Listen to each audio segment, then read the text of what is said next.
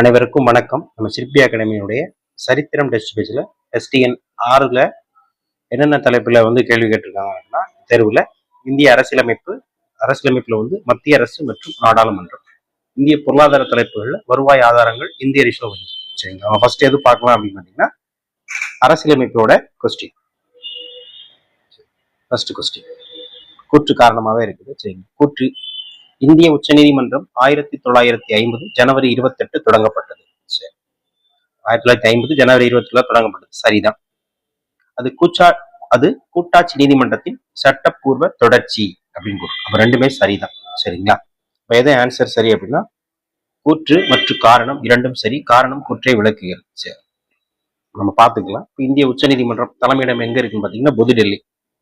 சரிங்களா, இந்த உச்ச நீதிமன்றம் எப்பொழுது உருவாக்கப்பட்டது அப்படின்னு பாத்தீங்கன்னா, இப்ப முதலாக 1773 ஒழுங்குமுறை சட்டத்தின்படி 1774 கல்கத்தாவுல வில்லியம் கோட்டையில உருவாக்கப்பட்டதா உச்ச நீதிமன்றம். சரிங்களா, அதற்கு பிறகு எப்படி மாறி இருக்கும் அப்படின்னு பாத்தீங்கன்னா, இது அந்த காலகட்டத்துல 74 அந்த காலகட்டத்தில் உச்ச நீதிமன்றம் திரும்ப 1961 உயர்நீதிமன்ற சட்டத்தின்படி 1962 உச்ச நீதிமன்றமாக ஒரு 3 நீதிமன்றங்கள், சென்னை, மும்பை, கல்கத்தா 3 நீதிமன்றங்கள் உருவாக்கப்பட்டிருக்கும். அதற்கு பிறகு 1861 1862. அதற்கு பிறகு பாத்தீங்கன்னா 1935 இந்திய அரசாங்க சட்டத்தின்படி 1937 கூட்டாட்சி நீதிமன்றமாக உருவாக்கப்பட்டிருக்கும். அந்த 37 கூட்டாட்சி நீதிமன்றமாக பதிவாயிருக்கும். அதற்கு பிறகு சுதந்திரம் பெற்ற பிறகு 1950 ஜனவரி 28 இருந்து உச்ச நீதிமன்றம் புதுடெல்லியில தலையிடமாக கொண்டு உச்ச நீதிமன்றம் விளங்கி. இதுதான் அதனுடைய வரலாறு. 1773 ஸ்டார்ட் பண்ணது இப்போ வரைக்கும் எப்படி இருக்கு? தொடக்கத்துல உச்ச நீதிமன்றம்னு இருக்கும். அதற்கு பிறகு 1935 இந்திய அரசாங்க சட்டத்தின்படி 37 கூட்டாட்சி நீதிமன்றமாக இருக்கும். பின்பு சுதந்திரம் பெற்ற பிறகு 1950 ஜனவரி 28 உச்ச நீதிமன்றமாக உருவெடுத்தது. சரிங்களா, அப்போ கூற்று மற்றும் காரணம் இரண்டும் சரி. காரணம் கூற்றை சரியாக விளக்கு. சரிங்களா, அப்ப உங்களுக்கு ஒரு கேள்வி. இந்திய உச்ச நீதிமன்றத்தின் தற்போதைய தலைமை நீதிபதி கவாய் இருந்தாங்க. அவங்க நேத்து தான் என்ன சொன்னாங்கன்னா ஓய்வு பெற்றாங்க. அடுத்த ஒருத்தர் இருக்காரு. சரிங்களா, அடுத்ததா யார் வாராரு, 53வது நபராக யார் வாராருன்னு கமெண்ட் சொல்லுங்க. சரிங்களா, அடுத்து இரண்டாவது கேள்வி. கூற்று காரணம் கொஸ்டின் தான். குடியரசுத் தலைவர் நீதித்துறை அமைக்கும் பொறுப்பு பெற்றவர். ஆமா, நீதித்துறையை அமைக்கும் பொறுப்பு யாருக்கு தான் உண்டுன்னா குடியரசுத் தலைவருக்கு தான் உண்டு. நீதித்துறை எந்த பகுதியில வருது? பகுதி 5 மத்திய அரசுல வருது. நீதித்துறை எந்த சட்டத்துக்குன்னா 124 to 143 வரைக்கும்.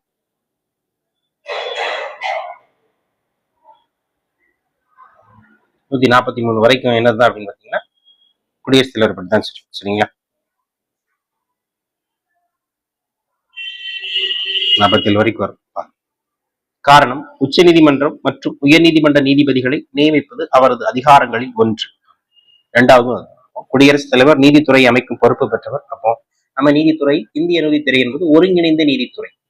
சரிங்களா, உச்ச நீதிமன்றம், உயர் நீதிமன்றம், மாவட்ட நீதிமன்றங்கள் ஒருங்கிணைந்த நீதித்துறை தான். நிர்வாக வசதிக்காக மட்டும்தான் தனித்தனியா பிரிச்சிருக்கிறாங்க. சரிங்களா, அப்ப கூற்று மற்றும் காரணம் இரண்டும் சரி. காரணம் கூற்றை விளக்குகிறது. இதுவும் ஏதான் ஆன்சர். ஒரு சின்ன பொருள், ஒரு சின்ன வித்தியாசம். மாவட்ட நீதிபதிகளை தவிர பிற அனைத்து நீதிபதிகளையுமே நியமனம் செய்பவர் யாருதான்? குடியரசுத் தலைவர். மாவட்ட நீதிபதிகளை யார் சார் நியமனம் பண்ணுவாங்கன்னு ஒரு கேள்வி எழுப்பும். யார் நியமனம் பண்ணுவாங்க அப்படின்னு பாத்தீங்கன்னா ஆளுநர் நியமனம். அடுத்து கீழ்காணும் கூற்றுகளில் சரியானவற்றை தேர்ந்தெடுக்கவும். பாரு, குடியரசுத் தலைவர் இந்தியாவின் முதல் குடிமகன் ஆவார். சரிதான். சரிங்களா, குடியரசுத் தலைவர் உண்மையான நிர்வாக அதிகாரம் உடையவர். என்னதுன்னா உண்மையான நிர்வாகம் அதிகாரம் உடையவர் போட்டிருக்காங்க. உண்மையான நிர்வாகம் அதிகாரம் உடையவர் குடியரசுத் தலைவர் கிடையாது. யார்? பிரதமர் தான் உண்மையான அதிகாரம். அப்ப இவர் யாரு? பேரளவு. பேருக்கு மட்டும் ஒரு உண்மையான அதிகாரம் யார்கிட்ட தான் இருக்கும்? பிரதமர் தான். இரண்டாவது தகவல் தவறானது. அடுத்து பாருங்க, குடியரசுத் தலைவர் முப்படைகளின் தளபதி ஆகலாம். முப்படைகளின் தளபதியாகவும் குடியரசுத் தலைவர் தான் செயல்படுவார். ஆர்டிகல் 53 2 சொல். சரிங்களா, நிர்வாகத்தின் 53 2 அவர் தான். அப்ப அது சரிதான். அமெரிக்காவில் ஒரு நபர் 2 முறைக்கு மேல் ஜனாதிபதியாக ஆக முடியாது. அமெரிக்காவில் அதிபராக வேணும்ன்றா எத்தனை முறை தான் இருக்க முடியும்? 2 முறை மட்டும் தான் தேர்ந்தெடுக்க முடியும். நம்ம நாட்டுல அப்படி கிடையாது. சரிங்களா? எத்தனை முறை வேண்டுமானாலும் தேர்ந்தெடுக்கப்படலாம். எத்தனை முறை வேண்டுமானாலும் தேர்ந்தெடுக்கப்படலாம். அதே மாதிரி அவங்களுடைய பதவிக்காலம் எத்தனை ஆண்டுனா 4 ஆண்டு. இப்ப அமெரிக்காவில் டொனால்டு ட்ரம்ப் அவர் தான் எதிர்பார்க்கா இருக்காருன்னா அதிபராக இருக்கிறார். 2வது முறையாக அதிபராக தேர்ந்தெடுக்கப்படுகிறார் டொனால்டு ட்ரம்ப். சரிங்க? அப்போ எதெல்லாம் சரி? 1, 3, 4 சரி. அப்போ 1, 3, 4 சரி எந்த ஆப்ஷன்ல இருக்கு? ஆப்ஷன் ஏல தான் இருக்கு. ஸோ 3வது கேள்விக்கு ஆன்சர் எது சரின்னா ஏ. அடுத்து 4வது கேள்வி, கீழ் வருவனவற்றில் எது தவறான கூற்று? ஒரு 4 தகவல் கொடுத்திருக்காங்க, அதுல எது தவறு அப்படின்னு கேட்டேன். குடியரசுத் தலைவர் தேர்தல் மறைமுகமாக நடைபெறும். ஆமா, குடியரசுத் தலைவர் தேர்தல் பற்றி சொல்லக்கூடிய பிரிவு 54 மறைமுக தேர்தல் தான். மக்கள் நேரடியாக ஓட்டு போட மாட்டாங்க. சரிங்களா? நாடாளுமன்றத்தில் மேலவை மற்றும் கீழவை, சட்டமன்ற உறுப்பினர்கள்ல தேர்ந்தெடுக்கப்பட்ட நபர்கள் மட்டும் எதுல வாக்களிப்பாங்கன்னா குடியரசுத் தலைவர் தேர்தலில் வாக்களிப்பாங்கன்னு. அடுத்து வேட்பாளரின் டெபாசிட் தொகை 15,000. அதுவும் சரிதான். தேர்தல் எஸ்டிவி முறையில் நடைபெறும். அதான் எலக்ட்ரோ காலேஜ் மெத்தட் சொல்லுவாங்க. மறைமுக தேர்தல் அப்படி இல்லைன்னா நம்ம எது பார்த்தீங்க அப்படின்னா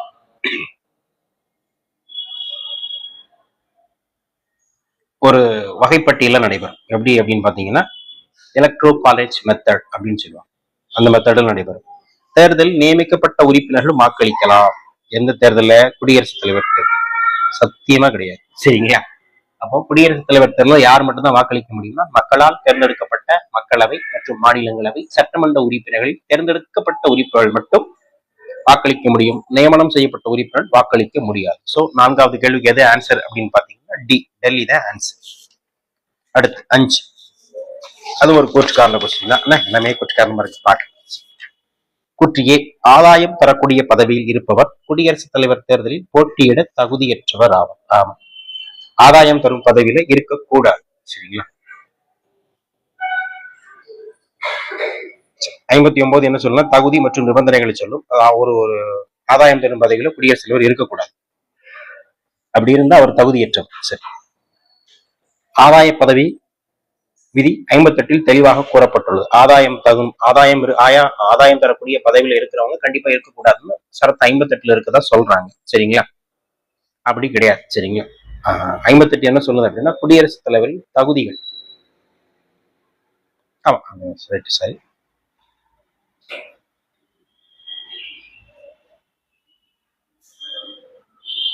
தகுதிகள் பற்றி சொல்லக்கூடும். அப்ப 2மே சரிதான். சரிங்களா?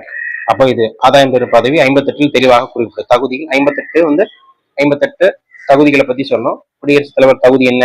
இந்திய குடிமகனாக இருக்க வேண்டும் ஃபர்ஸ்ட். அப்புறம் 35 வயது நிரம்பராக இருக்க வேண்டும். ஆதாயம் பெறும் பதவியில வைக்கக்கூடாது. ஆதாயம்னா லாபம் தரக்கூடிய பதவியில இருக்கக்கூடாது. கொள்ளை அதாவது நம்ம குற்றவியல் வழக்குகள் அவர் மீது தண்டிக்கப்பட்டிருக்க கூடாது. அதுக்கப்புறம் வாங்கிய கடனை திருப்பி செலுத்த நபர முடியாத இருக்கக்கூடாது. அப்புறம் மனநிலை சரியில்லாதவர் இருக்கக்கூடாது. இந்த மாதிரி விஷயங்கள் தகுதிகள் அவருக்கு இருக்கு. சரிங்களா? அப்ப 2மே சரி. சரிங்களா? கூற்று மற்றும் காரணம் 2ம் சரி. காரணம் கூற்றுக்கான காரணம் 2மே அந்த காரணம் அப்படி சொல்லுது. சரிங்களா? 5க்கு வந்து எது ஆன்சர்னாக்க ஏ. அடுத்து 6, சரியான கூற்றை தேர்வு செய்க. குடியரசுத் தலைவர் பதவியில் இருக்கும் போது அவரை கைது செய்யலாம் அப்படின்னு கொடுத்துருக்காங்க. அப்படிலாம் கைது செய்ய முடியாது. பதவியில் இருக்கும்போது கண்டிப்பா அவரை கைது செய்ய முடியாது. குற்றவியல் வழக்கு தொடர முடியாது. அவருடைய சிறப்பு சலுகைகள் பற்றி சொல்லக்கூடிய பிரிவு 361. ஆளுநர் மற்றும் குடியரசுத் தலைவர்ல கைது பிறப்பிக்க முடியாது.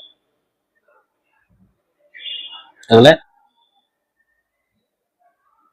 14லயும் அவருக்கு விதிவிலக்கு உண்டு. அடுத்து சிவில் வழக்கு தொடர 2 நாட்களுக்கு முன்பே அறிவிக்க வேண்டும். 2 நாட்கள் கிடையாது, 2 மாதம். நாட்கள்னு கொடுத்திருக்காங்க, 2 மாதம். சோ இந்த தகவலும் தவறு. ராஷ்டிரபதி பவனில் வாடகை செலுத்தாமல் குடியரசுத் தலைவர் வசிக்கிறார். ஆமா, அது சரிதான். இந்த ராஷ்டிரபதி பவன் எங்க இருக்கு? டெல்லியில அவருடைய வளாகம், அவருடைய அது குடியரசுத் தலைவரின் மாளிகை அப்படின்னு சொல்லுவாங்க. அவருடைய அலுவலகம் மற்றும் அவருடைய தங்குமிடமாகவும் எது இருக்கு அப்படின்னு பாத்தீங்கன்னா ராஷ்டிரபதி பவனில் இருக்கு. குடியரசுத் தலைவர் மற்றொரு அரசு பதவியும் ஒரே நேரத்தில் வைக்கலாம் அப்படிலாம் கிடையாது. ஒரு பதவி தான். ரெண்டு ஆதாயம் தரும் பதவிகள் எதுவுமே இருக்கக்கூடாது. அப்போ மூன்றாவது மட்டும்தான் என்னது சரி. இப்ப குடியரசுத் தலைவருக்கு ஒரு இடத்துல மட்டும் சார் வீடு இருக்கான்னா அப்படிலாம் ஒண்ணு இல்லை. சிம்லாவில் வடக்க சிம்லாவில் ஒரு வீடும், தெற்க தெலுங்கானா மாநிலத்துல ஹைதராபாத்ல சிம்லாவில் ரிட்ரீட் கட்டிடம், ஹைதராபாத் தெலுங்கானாவில் உள்ள ஹைதராபாத்ல ராஷ்டிரபதி நிலையம் அப்படின்னு, அது ராஷ்டிரபதி பவன் அப்படின்னா டெல்லி, ராஷ்டிரபதி நிலையம் அப்படின்னு கேட்டீங்கன்னாக்கா எங்க அப்படின்னு பாத்தீங்கன்னா ஆந்திர மாநிலத்தில் உள்ள ஒரு மொத்தம் 3 வீடு இருக்கு சரிங்களா. டெல்லியில நிரந்தரமா இருக்கு, இங்க 2 வீடு இருக்கு. இந்த 2 வீட்டுக்குமே எப்ப போவார் அப்படின்னு பாத்தீங்கன்னா ஆண்டுக்கு ஒரு முறை வந்து 2 வீட்டுக்கு போய் சுற்றுலா போயிட்டு வருவார் சரிங்களா. இப்படி போய் பார்த்துட்டு வருவார். கூற்று. அப்புறம் 7வது கேள்வி, குடியரசுத் தலைவர் பதவி காலியானால் 6 வாரத்துக்குள் தேர்தல் நடத்தப்பட வேண்டும். 6ன்னு கொடுத்துக்கிறாங்க, அது 6 வாரம் இல்ல 6 மாதம் சரிங்களா. அப்ப தவறு. அடுத்து, இது இந்திய அரசியலமைப்பு விதி 62 குறிப்பிடப்பட்டுள்ளதால் சரிங்களா 6 மாசத்துக்குள்ள தேர்ந்தெடுக்கணும், 6 வாரத்துக்குள்ள தேர்ந்தெடுக்கணும்னு ஆர்டிகல் 62 சொல்லியிருப்பதாக சொல்றாங்க சரிங்களா. அப்ப 62 வந்து காலி பணியிடத்தை நிரப்ப வேண்டும் சொல்றாங்க. இது சரிதான். காலியிடத்தை நிரப்புதல் எப்படின்னா, குடியரசுத் தலைவர் பதவி காலியாக இருக்கும் போது எத்தனை மாசத்துக்குள்ள நிரப்பணும்? 6 மாதத்திற்குள். இங்க 6 வாரம்னு கொடுத்துருக்காங்க. இந்த இடத்துல எது இருந்தா சரி? மாதம் இருந்தா சரி. அப்ப என்ன சரி? காரணம் சரி, கூற்று தவறு. எந்த ஆப்ஷன்ல இருக்கு? ஆப்ஷன் டில தான் அந்த விஷயம் இருக்கு. சோ இது சரி சரிங்களா. அடுத்து, கீழ்கண்டவர்களில் பணியில் இருந்தபோது மரணமடைந்த குடியரசுத் தலைவர் யார் அப்படின்னு கேட்டிருக்கிறாங்க சரிங்களா. ஆன்சர் எது பார்த்தீங்கன்னா ஜாகிர் ஹுசைன் மற்றும் பக்ருதீன் அலி அகமது சரிங்க. இவங்க 2 பேருமே பணியில் இருக்கும்போது இறந்திருப்பாங்க சரி. நீலகண்ட சர்மா மற்றும் ஜியா சிங் அப்படி கிடையாது. சஞ்சீவி ரெட்டி மற்றும் நாராயணன் அவங்களும் கிடையாது. கலாம் மற்றும் பிரணாப் முகர்ஜியும் கிடையாது. எல்லாமே குடியரசுத் தலைவர் தான். பதவியில் இருக்கும்போது இருந்தவங்க யாருன்னா இவங்க மட்டும், ஜாகிர் ஹுசைன் மற்றும் பக்ருதீன் அலி அகமது. இந்தியாவின் முதல் முஸ்லிம் குடியரசுத் தலைவருமே ஜாகிர் ஹுசைன் சரிங்களா. ஆப்ஷன் பி சரி. அடுத்து 9, கீழ்கண்டவற்றில் ஆர்டிகல் 72 மற்றும் ஆர்டிகல் 161 இடையான வேறுபாடு எது அப்படின்னு கொடுத்திருக்காங்க சரிங்களா. ஜனாதிபதி ராணுவ ஆர்டிகல் 72 மன்னிப்பு அளிக்கும் அதிகாரம், ரெண்டுமே மன்னிப்பு. இது குடியரசுத் தலைவருடைய மன்னிப்பு அளிக்க அதிகாரம் 72 சொல்லுது. இது வந்து 161. இதுல ஆன்சர் இருக்குன்னு 72 தெரிஞ்சு வச்சுக்கோங்களேன். 2க்கு முன்னாடி நம்பர் 1, 7க்கு முன்னாடி 6. அப்போ குடியரசுத் தலைவருக்கு படிச்சிட்டாலே ஆளுநருக்கு ஆட்டோமேட்டிக்கா நம்பர் தெரியும். அப்பா சார் ஆளுநருக்கு எப்படி தெரியும்? குடியரசுத் தலைவர் தெரிஞ்சாதான் ஆளுநரை எடுக்க முடியும் சரிங்களா. சரி வாங்க வெளியில 4 தகவல் கொடுத்துருக்கா, எதுன்னு பார்க்கணும். வேறுபாடு எதுன்னு பாருங்க. ஜனாதிபதி ராணுவ நீதிமன்ற தண்டனைகளுக்கு மன்னிப்பு வழங்கும். அவர் எந்த தண்டனைக்கும் மன்னிப்பு வழங்கலாம் சரிங்களா. கீழ் நீதிமன்றமோ, மாவட்ட நீதிமன்றமோ, உயர் நீதிமன்றமோ, உச்ச நீதிமன்றமோ எந்த இது கொடுத்தாலும் ஒரு மன்னிப்பு வழங்கலாம். ஆளுநருக்கும் ராணுவ நீதிமன்ற வழக்கில் மன்னிப்பு அளிக்கும் அதிகாரம் உண்டு கொடுத்திருக்காங்க. கண்டிப்பா கிடையாது. ஆளுநருக்கு அந்த அதிகாரம் கிடையாது. சோ தவறு. ஜனாதிபதி மரண தண்டனையில் மன்னிப்பு வழங்கலாம் கொடுத்திருக்காங்க. மன்னிப்பு அவர் அதான் பள்ளி சொல்லியாச்சு, எந்த ராணுவம் மரண தண்டனை எதுனாலும் மன்னிப்பு வழங்கலாம். ஒரு தண்டனையை குறைக்கலாம், ஒரு தண்டனையிலிருந்து தண்டனையை குறைக்கலாம், ஒரு தண்டனையை நீக்கலாம், ரத்து செய்யலாம். ஆளுநருக்கும் மரண தண்டனையில் மன்னிப்பு வழங்க அதிகாரம். மரண தண்டனை எல்லாம் கிடையாது சரிங்களா. மரண தண்டனையில் மன்னிப்பு வழங்கும் அதிகாரம் ஆளுநருக்கு கிடையாது. சோ வேறுபாடு எது அப்படின்னா 2 மட்டும், 2 இதுவும் சரி. வேறுபாடு எது அப்படின்னு பாத்தீங்கன்னா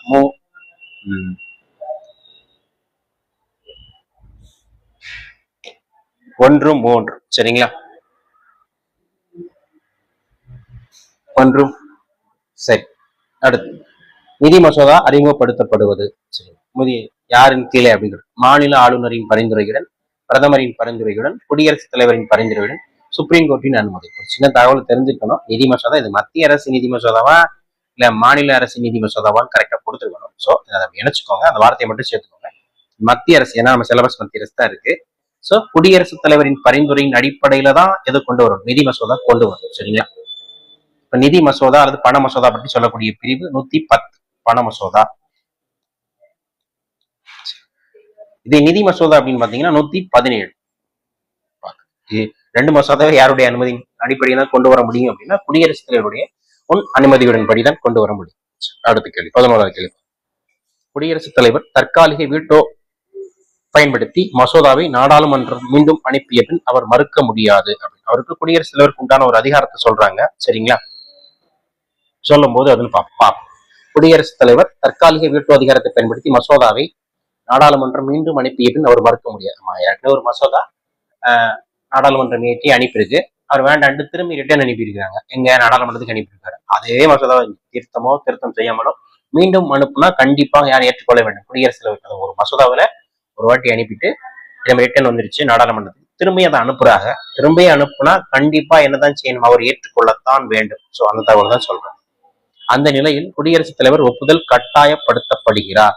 சரி, கண்டிப்பா கொடுத்துதான் ஆகணும். சரி, 11க்கு எதுனா ஏ சரி, கூற்று மற்றும் காரணம் இரண்டும் சரி, காரணம் கூற்றுக்கான காரணம் கொடுத்துருக்காங்க. சரிங்களா? சரி, அடுத்து 12வது கேள்வி. கீழ்கண்டவற்றில் எது சரி அப்படின்னு கேட்டிருக்காங்க. ஒரு 4 தகவல் கொடுத்திருக்காங்க. அதுல எது சரின்னு கேட்காக பார்க்கலாம்.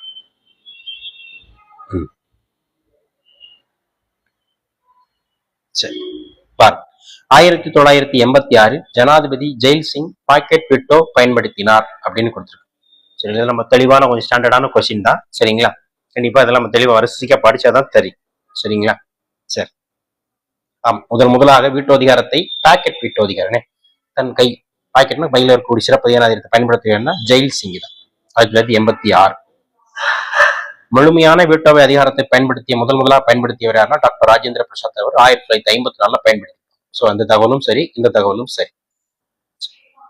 அடுத்து குவாலிஃபைடு வீட்டோ அமெரிக்க ஜனாதிபதி மட்டுமே உள்ளது. உண்மையான வீட்டோ அதிகாரம் யார்கிட்ட மட்டும் தான் இருக்குன்னா அதிபர், அமெரிக்க அதிபர். அவருக்கு ஓகேன்னா ஓகே, இல்லைன்னா அது ஓகே தான். இப்பவும் அப்படிதான், நம்ம கூட வரிகள்லாம் கூட போடணும் குறைய போடணும்னு சொல்லியிருக்காரு. அவர் உண்மையான அதிகாரத்துல அந்த அமெரிக்கா அதிபருக்கு மட்டும் அந்த குவாலிஃபைடு உண்மையான அந்த வீட்டோ அதிகாரம் அவர் கையில் இருக்கு மட்டும் இருக்கு. ஒரு சில விஷயங்களுக்கு இருக்கு, ஒரு சில விஷயங்களுக்கு இல்லை. உண்மையான வீட்டோ அதிகாரம் யார்கிட்ட இருக்குனாக்கா அமெரிக்க அதிபர் தான் இருக்கு. அதுவும் சரிதான்.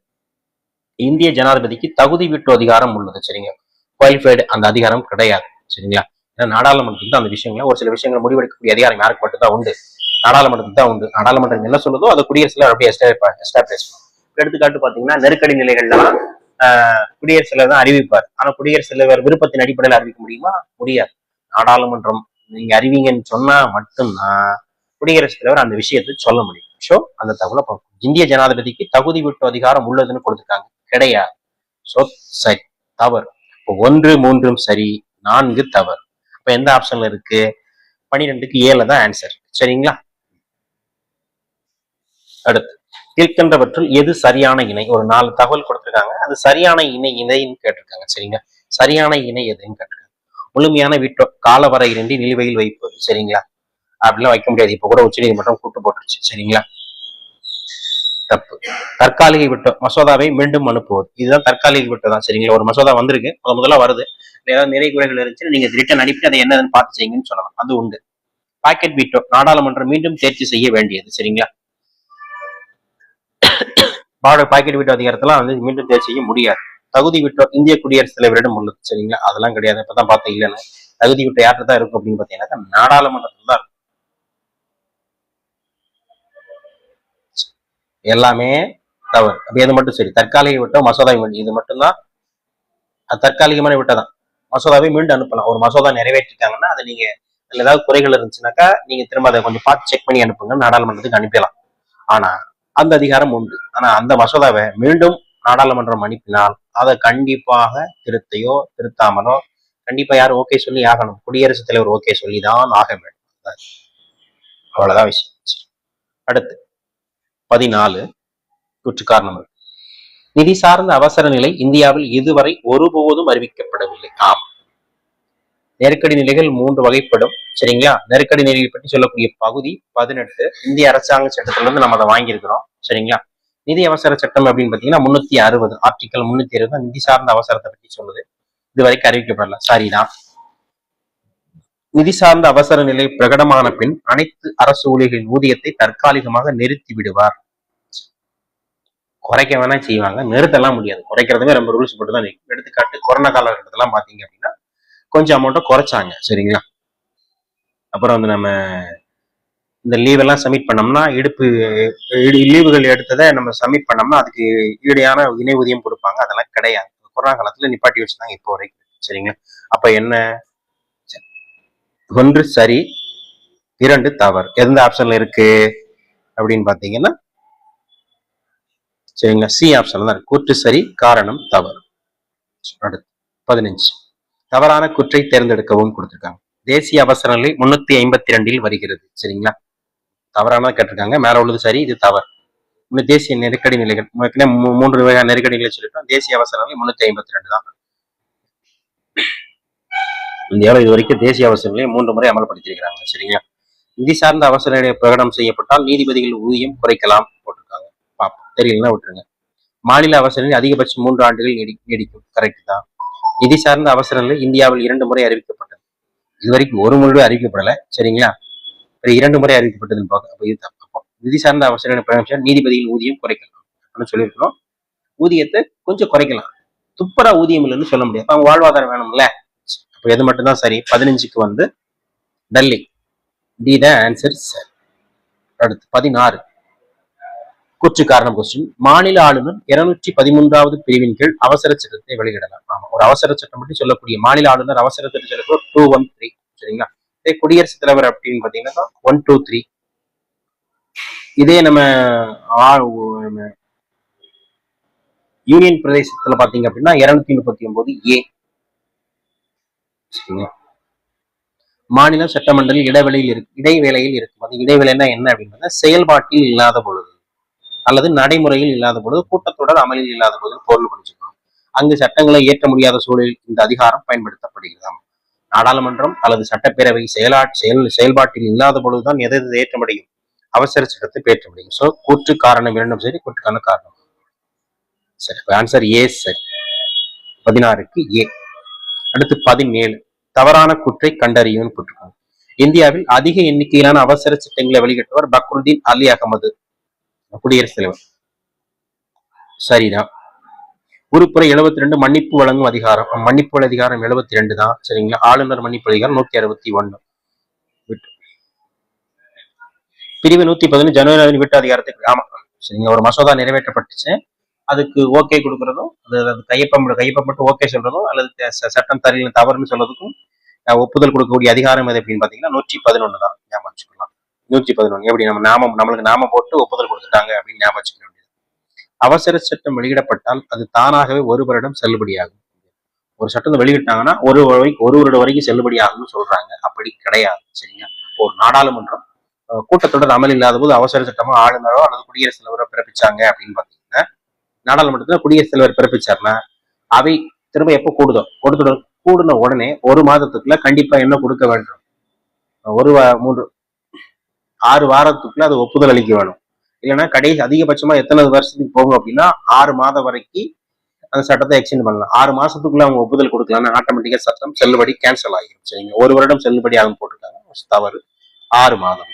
சரிங்களா, 6 வாரத்துக்குள்ள ஒப்புதல் கொடுக்கணும். அப்படி ஒப்புதல் கொடுக்காட்டனுமே கடைசி எப்போ வரைக்கும் தான் இருக்கும், 6 மாதம் வரைக்கும் தான் எக்ஸ்டெண்ட் பண்ண முடியும். 6 மாதத்துக்குள்ள அவங்க அதுக்கு ஒப்புதல் கொடுக்கணும். ஆட்டோமேட்டிக்கா சட்டம் கேன்சல் ஆயிரும். ஒரு வருஷம்னு போட்டிருக்காங்க. சோ தவறு. 17க்கு டி தான் சரி. தவறான சரி. என்ன தவறான கூற்றை கண்டறிதான் கொடுத்திருக்காங்க. அடுத்து 18 கீழ்கண்டவற்றில் சரியான கூற்றை தேர்ந்தெடுக்கவும். சரியான. சர்வப்பள்ளி ராதாகிருஷ்ணன் இந்தியாவின் முதல் இடைக்கால குடியரசுத் தலைவர் ஆறுன்னு போட்டிருக்காங்க. சரிங்களா, இடைக்கால குடியரசுத் தலைவர். அவர் இந்தியாவின் முதல் துணை குடியரசுத் தலைவர் தான் யாரு, சர்வப்பள்ளி ராதாகிருஷ்ணன். இவருடைய பிறந்த நாளை நம்ம ஆசிரியர் தினமாக அனுசரிக்கிறோம். தமிழ்நாட்டை சேர்ந்தவர். சரிங்களா, 1954 பாரத ரத்னா விருது வழங்கிய ஒரு 3 பேர் தமிழ்நாட்டில் வாங்கியிருப்பாங்க. மூணு பேர் வாங்கினது எல்லாருமே 3 பேருமே தமிழ்நாட்டுக்காரர் தான். சரிங்களா, யாருன்னா Sarvepalli Radhakrishnan, Rajaji, sir C V Raman வாங்கியிருப்பாங்க. சரிங்களா, ஜாகிர் ஹுசேன் பதவியில் இருந்தபோது மரணம் அடைந்தார் அப்படின்னு அது சரிதான். இடைக்கால குடியரசுத் தலைவர்னு போட்டிருக்காங்க. முதல் துணை குடியரசுத் தலைவர் தான் அவர், இடைக்காலம் கிடையாது. சோ இது தப்பு. ஜாகிர் ஹுசேன் மேலே பார்த்தோம். ஜாகிர் ஹுசேன் பதவியில் அவரும் பக்ருதீன் அகமது தான் பதவியில் இருக்கும்போதே இறந்திருப்பாங்க. பக்ருதீன் அலி அகமது உச்ச நீதிமன்ற தலைமை நீதிபதி, அவர்லாம் கிடையாது. அவர் குடியரசுத் தலைவர். சோ தவறு. டாக்டர் ராஜேந்திர பிரசாத் ஒரு முறை மட்டுமே குடியரசுத் தலைவர். இந்தியாவில் முதல் குடியரசுத் தலைவர் அவர் தான். அரசியல் நிர்ணய சபையின் தற்காலிக நிரந்தர தலைவரும் அவர் தான். அவர் 2 முறை இருந்திருப்பார். தொடர்ந்து 10 ஆண்டுகளுக்கு மேல குடியரசுத் தலைவர். இன்னைக்கு வரைக்கும் அவர் தான் லெஜெண்ட்ல இருக்கிறார். சரிங்களா, அப்போ எது என்னது அப்படின்னா இதுவும் தவறு. 1 தவறு, ஏ தவறு, சி தவறு, டி தவறு. அப்ப ஆன்சர் இதுதான் சரி. ஜாகிர் ஹுசேன் பதவியில் இருக்கும்போது மரணம் அடைந்தார். அது மட்டும் தான் சரி. அடுத்து 19வது கேள்வி. கீழ்கண்டவற்றுள் சரியான கூற்றை தேர்ந்தெடுக்கவும் கொடுத்திருக்காங்க. சரிங்களா? ஜெயில் சிங் இந்தியாவின் முதல் தலித் குடியரசுத் தலைவர் ஆகும்னு கொடுத்திருக்காங்க. சரியான கூற்று தவறு. முதல் தலித் குடியரசுத் தலைவர் யார் அப்படின்னா கே நாராயணன். கேரள மாநிலத்து KR நாராயணன். நாராயணன் தான் கேரள மாநிலத்தை சேர்ந்தவர். KR நாராயணன் முதல் தலித் குடியரசுத் தலைவர். இரண்டாவது அப்படின்னு பாத்தீங்கன்னா நம்ம ராம்நாத் கோவிந்த் சிங். இதுக்கு முந்தைய குடியரசுத் தலைவர் தான் இரண்டாவது தலித் குடியரசுத் தலைவர் ராம்நாத் கோவிந்த். அடுத்து KR நாராயணன் முதல் சீக்கிய குடியரசுத் தலைவர் கிடையாது. அவர்லாம் கிடையாது. சரிங்களா? எப்படி சிங்கின் பேர் வரும்? ஜெயில் சிங் தான் இருப்பார். சரிங்களா? அடுத்து நீலம் சஞ்சீவி ரெட்டி போட்டியின்றி தேர்ந்தெடுக்கப்பட்ட முதல் குடியரசுத் தலைவர் ஆகும். போட்டியின்றி நம்ம பரோட்டா சாப்பிட்டா ரொட்டிக்கு பரோட்டா சாப்பிட போட்டி வச்சாங்க ஞாபகம். நீலம் சஞ்சீவி ரெட்டி தான் போட்டியின்றி தேர்ந்தெடுக்கப்பட்ட முதல் குடியரசுத் தலைவர். இளமையான குடியரசுத் தலைவரும் அவர் தான். சரிங்களா? அடுத்து பசப்ப தனப்பச்சாட்டி முழு நேர குடியரசுத் தலைவர் ஆகும். சரி, இவர் ஒரு இடைக்கால குடியரசுத் தலைவராக தான் இருந்திருக்கார். சரிங்களா? சோ சி மட்டும்தான் சரி. சரிங்களா? சரியான கூற்றை தேர்ந்தெடுக்கணும்னா சி மட்டும்தான் தெரியும். 19க்கு சி தான் சரி. அடுத்து 20வது கேள்வி, தவறான கூற்றை அடையாளம் காணவும் அப்படின்னு கொடுத்திருக்காங்க. துணை குடியரசுத் தலைவர் பதவிக்கான வயது தகுதி 35. சரிதான். துணை குடியரசுத் தலைவர் மாநிலங்களவை உறுப்பினர் தகுதியிலே கொண்டிருக்க வேண்டும். அதுவும் சரிதான். துணை குடியரசுத் தலைவர் தேர்தல் மக்களால் நேரடியாக நடத்தப்படுகிறது. நேரடின்னு போட்டிருக்காங்க. மறைமுக தேர்தலால் நடத்தப்படுகிறது. சரிங்களா? குடியரசுத் தலைவர் மற்றும் துணை குடியரசுத் தலைவர் எந்த தேர்தலாம்? மறைமுக தேர்தல். சோ 1, 2 சரி. என்ன கேட்டிருக்காங்க? தவறான குற்றை அடையாளம் காட்டு. இப்போ 3 மட்டும்தான் தவறு. 3 மட்டும் தவறுங்கிறது ஆன்சர் எங்க இருக்கு? 20க்கு சில இருக்கு ஆன்சர். சரிங்களா? அடுத்து 21 சரியான கூற்றை தேர்ந்தெடுக்கவும் கொடுத்திருக்காங்க. சரிங்களா? சரியான கூற்று பாரு. துணை குடியரசுத் தலைவர் மாநிலங்களின் தலைவராக உள்ளார். ஆமா, பதவி வழியாக மாநிலங்களின் தலைவர் தான் யார் அப்படின்னா துணை குடியரசுத் தலைவர்.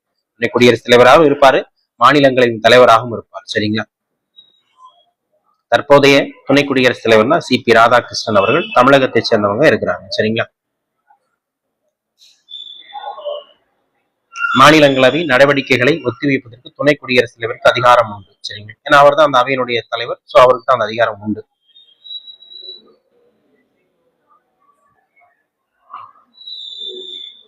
குடியரசுத் தலைவர் இறந்தால் துணை குடியரசில் 1 வருடம் பணிகளை கவனிப்பார்னு போட்டிருக்கு. சரிங்க, இந்த 1 வருடம் ரொம்ப முக்கியம்.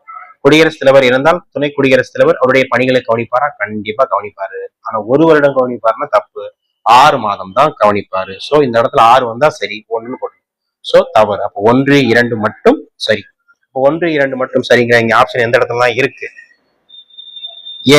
ஏல மட்டும்தான் இருக்கு. சோ 21க்கு ஏ. சரிங்களா?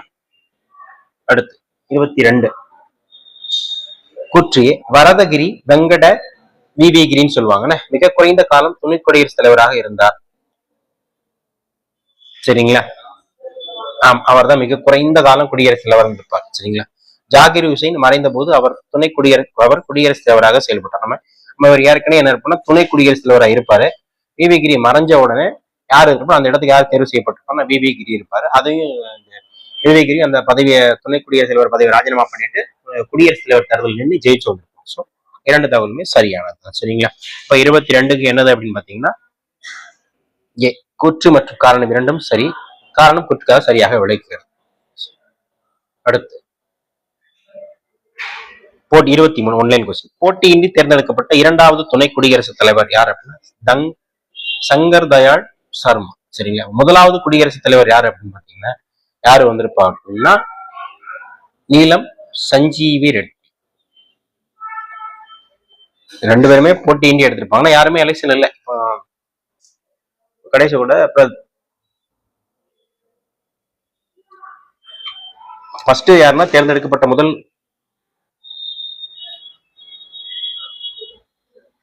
துணை குடியரசுத் தலைவர்னா நீலம் சஞ்சீவி ரெட்டி போட்டியின்றி தேர்ந்தெடுத்திருப்பாங்க. 2வது யாருன்னா சங்கர் தயாள் சர்மா. சரிங்களா? 23க்கு சி ஆன்சர். அடுத்து 24 கீழே கொடுக்கப்பட்ட ஒன்றில் சரியான கூற்றுகளை தேர்ந்தெடுக்கவும். ஒரு 4 தகவல் கொடுத்திருக்க, எது சரின்னு கேட்கிறாங்க. பிரதமர் நாடாளுமன்றத்தின் கீழவையிலோ மேலவையிலோ உறுப்பினராக இருக்கலாம். ரைட் தான். ஒரு பிரதமர் இருக்கலாம், மக்களவையில் உறுப்பினர் இருக்கலாம், மாநிலவையிலும் உறுப்பினர் இருக்கலாம். அப்ப சரிதான். அடுத்து பிரிட்டனில் பிரதமர் மேல் அவையில் உறுப்பினராக மட்டுமே இருக்க வேண்டும். மேலவை கிடையாது. பிரிட்டன்ல என்ன அப்படின்னு பார்த்தீங்கன்னா கீழவையில உறுப்பினராக கண்டிப்பா அவர் இருக்க மாட்டார். இங்க அப்படி கிடையாது, 2 அவையிலும் இருக்கலாம். இங்கிலாந்தை பொறுத்தளவுல கீழவையில் மட்டும் உறுப்பினராக இருக்க வேண்டும். அடுத்த தகவல், மக்களவையின் பெரும்பான்மை கட்சியின் தலைவரை குடியரசுத் தலைவர் பிரதமராக நியமிக்கிறார். ஆமா, மக்களவை எலெக்ஷன் நடக்கு. நம்ம இந்தியாவில் 552 மக்களவை தொகுதி இருக்கு, சரிங்களா? அப்போது செயல்பாட்டில் எத்தனை இருக்குன்னு பாத்தீங்கன்னா 545. அதுலயும் 2 நியமன உறுப்பினர் போயிட்டாங்க. அது போக எலெக்ஷன் கடைசியாக நடைபெற்ற எலெக்ஷன்ல 543 தொகுதிகளுக்கு எலெக்ஷன் நடந்துச்சு, சரிங்களா? அதுல எலெக்ஷன் நடக்கிறதுல அதுல பெரும்பான்மை பார்த்தீங்கன்னா 272. இதுல ஜெயிச்சவங்க மட்டும்தான் என்ன முடியும், குடியரசுத் தலைவராக தேர்ந்தெடுக்க முடியும். சரி, மன்னிக்கும், அந்த பெரும்பான்மை தலைவர் தான் பிரதமராக யார் நியமனம் பண்ணுவாங்க அப்படின்னா குடியரசுத் தலைவர் நியமனம் பண்ணுவாங்க, சரிங்களா? அப்ப அந்த தகவல் சரிதான். அமைச்சர்களின் ஊதியம் மற்றும் படிகளை நாடாளுமன்றம் நிர்ணயிக்கிறது. ஆமா, அவங்களுக்கு சம்பளம் எல்லாமே எதை பற்றி நியமிக்கும் அப்படின்னு பாத்தீங்கன்னாக்க நாடாளுமன்றம் தான் நிர்ணயம் பண்ணும். அப்ப 2 தவறு, அப்படிதானே?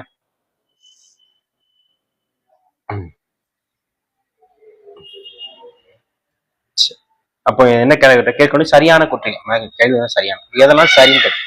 2 மட்டும் தவறு அப்படின்னா 1, 3, 4 சரி, சரிங்களா? 2 மட்டும் தவறு.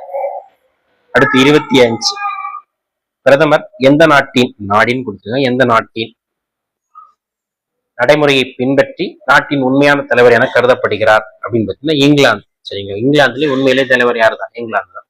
சரி, பிரதமர் தான். நீங்க இந்த பிரதமர்ங்கிற பதவிங்கிற எங்கிருந்து நம்ம வச்சிருக்கோம், இங்கிலாந்துல இருந்தா கொண்டு வந்திருக்கோம். இந்த அமைச்சரவை எல்லாமே இங்கிலாந்துல இருந்து வந்திருக்கு. ஏன் சார் எல்லாமே இங்கிலாந்துல இருந்து வருது அப்படின்னு பாத்தீங்கன்னா, நம்ம முன்னாடி ஆட்சி செஞ்சவங்களே யாருதான், ஆங்கிலேயர்கள். சோ நிறைய தகவல் அவங்க நம்ம கிட்ட இருந்து நம்ம எடுத்துருக்கோம், சரிங்களா? 26, கீழ்கண்டவற்றில் சரியான குற்றை தெரிந்து நல்லா பார்த்துக்கோங்க. எந்த கேள்வியிலுமே சரியான குற்றா, தவறான குற்றா, பொருத்தமற்ற இல்லையா அப்படி பார்த்து. பிரதமர் அமைச்சர்களுக்கு துறைகளை ஒதுக்கீடு செய்கிறார். ஆமா, பிரதமர் தான் ஒவ்வொரு அமைச்சருக்கும் இந்தந்த துறையின்னு ஒதுக்கீடு செய்கிறார். கேபினெட் கூட்டத்தின் தலைவராக பிரதமர் செயல்படுகிறார். ஆமா, கேபினெட் மற்றும் 3 வகையான அமைச்சர்கள் இருப்பாங்க. கேபினெட், ராஜாங்க, இணை அமைச்சர்கள், ராஜாங்க அமைச்சர், 3 வகையான அமைச்சர்கள் இருப்பாங்க. கேபினெட் கூட்டத்துக்கு யார் தான் தலைவர், குடியரசுத் தலைவர் தான், மன்னிக்கும், பிரதமர் தான் தலைமை ஏற்பார்.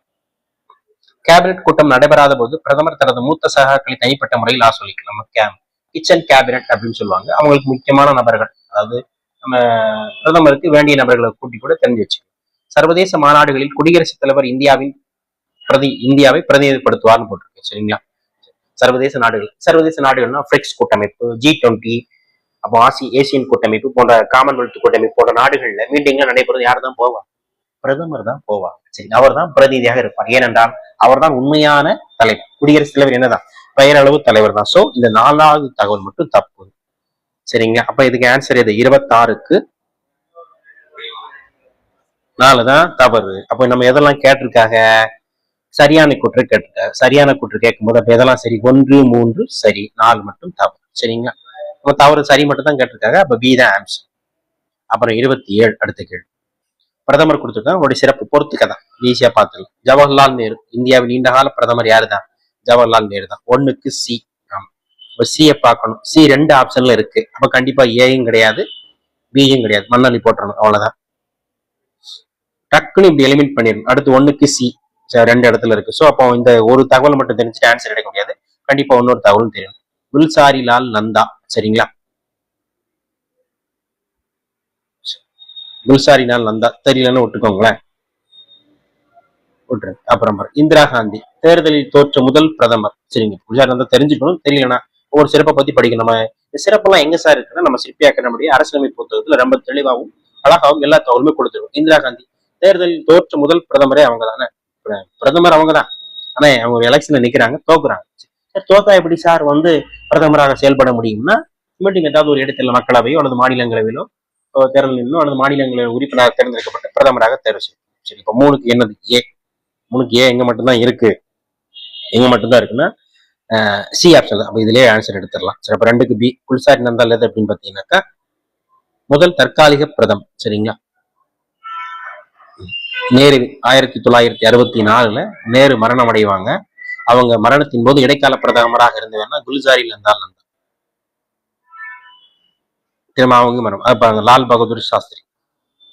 4க்கு டி, சரிங்களா? ஏற்கனவே பார்த்துட்டோம். லால் பகதூர் சாஸ்திரி தான் வெளிநாட்டில் மரணம் அடைந்த முதல் பிரதமர், சரிங்களா? வெளிநாட்டில் மரணம் அடைந்த முதல் பிரதமர் யார் அப்படின்னா லால் பகதூர் சாஸ்திரி. விஷம் வச்சு கொண்டதாக, நஞ்சு வச்சு கொண்டதாக சொல்லுவாங்க. சோ சரி, ஒண்ணு எது இந்த 27க்கு எது சரின்னா சி ஆப்ஷன் தான் சரி. அடுத்து பாருங்க 28. கூற்று: சரண் சிங் நாடாளுமன்றத்தை எதிர்கொள்ளாத ஒரே பிரதமர் ஆவார். சரி, என்ன சார் நாடாளுமன்றத்தை இவர் எதிர்கொள்ளலையா அப்படின்னு நீங்க கேட்கலாம். சரிங்களா? ஏனென்றா ஆட்சி காலத்துல இவர் இருப்பாரு, நாடாளுமன்றம் அந்த டயத்துல கூட்டமே கூடியிருக்காரு. சரிங்களா? ஒரு கூட்டத்தை கூட்டிட்டு முடியாது, பெரும்பான்மை நிரூபிக்கணும்னு ஒரு கூட்டத்தை கூட்டிட்டு மாட்டார். சோ இவர் நாடாளுமன்றத்தை சந்திச்சுக்கவே மாட்டார். சந்திச்சா என்ன செய்யணும்?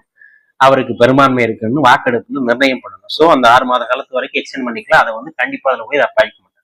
அடுத்து காரணம்: அவர் தனது பதவிக்காலம் முழுவதும் சிறையில் இருந்தார். சரி, ஏன் எதிர்கொள்ளல அப்படின்னா அதற்கு காரணம் என்னன்னு சொல்லியிருக்காங்கன்னா சிறையில் இருந்தார். அப்படிலாம் இல்ல, சிறையில் இருக்கிறப்போ யாராவது பிரதமராக தேர்வு செய்வாங்களா? சோ தவறு, இதுவே தவறுன்னு தெரிஞ்சு வச்சுக்கோங்க. சரிங்களா? அப்ப கூற்று மற்றும் கூற்று சரி, காரணம் தவறு. எந்த ஆப்ஷன்ல இருக்கு? 28ல சி தான் அந்த சரியா. சரிங்களா? அடுத்து பாருங்க 29வது. குடியரசுத் தலைவரின் முழுமையான வீட்டோ எந்த நிலையில் பயன்படுத்தப்படுகிறது? ஒரு 4 சூழ்நிலை கொடுத்திருக்காங்க. எதுல முழுமையான வீட்டோ அதிகாரம் பயன்படுத்தப்படுகிறது இருக்குன்னு ஆனா ரொம்ப பெருசெல்லாம் இல்லை. எப்ப இருக்கு அப்படின்னு பாத்தீங்கன்னா மத்திய அமைச்சரவை ராஜினாமா செய்யும் போது. சரிங்களா? ஆமா, மத்திய அமைச்சரவை இல்ல முடிவு செய்வதற்கும் மத்திய அமைச்சரவை இல்ல முழுவதையா ராஜினாமா செய்யும் போது அந்த முழு அதிகாரம் யார்கிட்ட கைதுல அந்த காலகட்டத்தில் இருக்கும் அப்படின்னு பாத்தீங்கன்னா பிரதமர் தான் இருக்கும். ரைட்டு. தனிப்பட்ட உறுப்பினர் மசோதா பரிசீலனை செய்யும் போது, தனிப்பட்ட உறுப்பினர் நம்ம எல்லாம் என்ன செய்ய முடியாது. ஒரு மசோதா செய்யும்போது ஒரு மத்திய அரசாங்கம் ஒரு மசோதாவை அதுல அமைச்சரவை தாக்கப்பட்டிருந்தா அதை கேட்கலாம். சரிங்களா? என்னன்னு பார்த்தலாம். ஒரு தனிப்பட்ட நபர் மசோதாக்கெல்லாம் பரிசீலனை வந்து செய்யும் போது முழுமையான வீட்டு அதிகாரத்தை பயன்படுத்த முடியும். இப்ப நான் ஒரு அமைச்சரா ஒரு மக்களவை உறுப்பினருக்கு நான் ஒரு மசோதா கொண்டு வரேன், ஒரு தனிநபர் மசோதா கொண்டு வரலாம். கொண்டு வந்தாலும் அதுல என்ன செய்யலாம்? அது நீங்க செல்லுபடி ஆகாது, நாங்களாம் மாற்ற முடியாது அப்படின்னு சொல்ல முடியாது. அதுல அவருடைய முழுமையான வீட்டு அதிகாரத்தை பயன்படுத்தலாம். சோ அப்ப 2 விஷயத்திலுமே முழுமையான வீட்டு அதிகாரத்தை பயன்படுத்தலாம். சரிங்க, முழுமையான வீட்டு அதிகாரம்னா ஒண்ணு இல்ல, அந்த டயத்துல அவருக்கு அதிகாரம் உண்டுன்னு பொருள், அவ்வளவு. வேற ரொம்ப நினைச்சுக்கலாம். 30 பாருங்க. அடுத்து, இந்திய பிரதமர் நாடாளுமன்றத்தின் உறுப்பினராக இருக்க வேண்டும் என்கிற அவசியம் இல்லை. கண்டிப்பாக இருக்கணும். சரிங்களா? நாடாளுமன்றத்துல இரு அவைகளிலும் கண்டிப்பாக ஏதேனும் ஒரு அவையில் உறுப்பினராக இருக்க வேண்டும். யார்? பிரதமர் இருக்க வேண்டும். மக்களவையில தான் இருக்கணும், மாநிலங்களில தான் இருக்கணும்னு அவசியம் இல்லை. இரு அவைகளில் ஏதேனும் இருக்கணும். இருக்க வேண்டியது அவசியம் இல்லைன்னு போட்டிருக்காங்க. அவசியம். சோ இந்த தகவல் தவறு. பிரதமர் உறுப்பினராக இல்லாத நிலையில் 6 மாதங்களுக்கு நாடாளுமன்ற தேர்தலில் தேர்ந்தெடுக்கப்பட வேண்டும். மக்களவையோ அல்லது மாநிலங்களவையிலயோ நின்று ஜெயிச்சு வரணும். அப்போ கூற்று தவறு, காரணம் சரி. கூற்று தவறு, காரணம் சரி எந்த ஆப்ஷன்ல இருக்கு? 30க்கு டெல்லியில தான் டெல்லி தான் அந்த ஆன்சர். சரிங்க. ஒரு அமைச்சர் 31வது கேள்வி. ஒரு அமைச்சர் கேபினட் முடிவுகளுக்கு ஒத்துக்கொள்ள முடியாவிட்டால் என்ன செய்ய வேண்டும்? ஒரு 4 தகவல் கொடுக்கும். அமைச்சரவையுடைய முடிவுக்கு உங்க கட்டுப்படலாம், என்னப்பா பிரச்சனை நடக்கும் அப்படின்னு. பதவி விலக வேண்டும், மற்றொரு அமைச்சராக மாற்றப்பட வேண்டும், தனக்கே உரிமை வைத்து எதிர்ப்பு தெரிவிக்கலாம், பிரமுகரிடம் சார் விளக்கம் அளிக்கலாம். அப்படிலாம் ஒண்ணு கிடையாது. ஒத்து போலன்னா பதவி விலக வேண்டும் தான். சரிங்களா? அம்பேத்கர் அவர்களும் நேருடைய அமைச்சரவையில ஒரு சில மசோதாக்களின் காரணமாக, விருப்பமில்லாத காரணமாக பதவி விலகியிருப்பான். பதவிதான் விலக வேண்டும். அவ்வளவுதான்.